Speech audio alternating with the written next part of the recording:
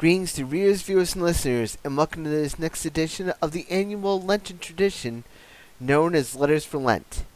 As with all these videos are going to be made in memory of the late Joseph Defino Sr., a wonderful Catholic leader and teacher in my life. This next episode is going to be something that we're all dealing with at some point in our lives. Whether it be people passing away, whether it be the death of someone we care about, or other things that might happen, like loss of job, and other things as well, like stress, pressure, all that stuff. This is going to be all about suffering. And as of the time I am recording this, I've heard a lot about Pope Francis's condition going into as of the time I'm recording this, Pope Francis is still alive, thank God. But I also want to explain that his feelings of suffering, his enduring of the suffering that he's dealing with right now, is a perfect example of what Jesus did for all of us. And he, through Pope Francis, is showing us just how suffering can build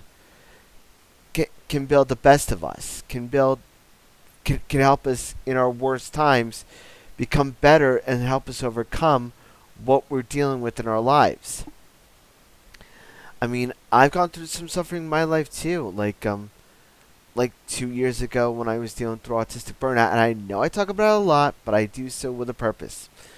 But I was dealing with a lot. I was on my bed, on my days off, and literally it felt like I was on pins and needles, like I really couldn't relax. But all of that suffering was something that made me realize that this wasn't normal, that something had to change. And fortunately, things did change on Thanksgiving 2 years ago, when I had to figure out what my hours could be without sacrificing what I had lost. But dealing with everything in the mean term, with all the suffering. Another thing really kind of makes you put things in perspective. It really kind of puts things in the proper perspective.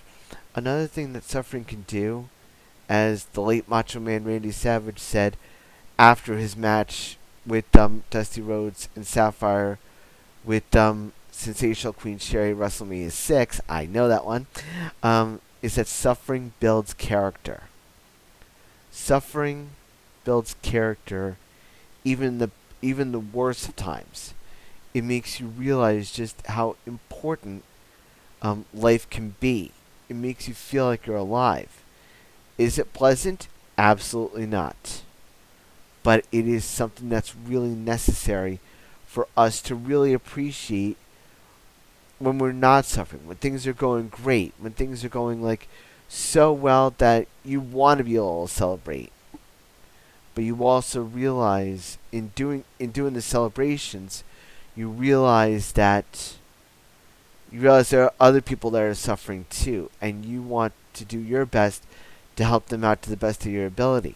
That's what suffering can do. Is it pleasant? Absolutely not. It could feel like the worst pain you could possibly think of, or it can make you feel like things can't be any better, or things can't get any worse. But they can get better, and they do get better if we go through it. This is a time where you really want to talk to your support network, your friends, your family, your friends that you see as family, and make them realize that, and ask them to reach out to you to see if you're okay. Because even though suffering is necessary and something that is required of us at some points, it is something that we do not have to deal with alone.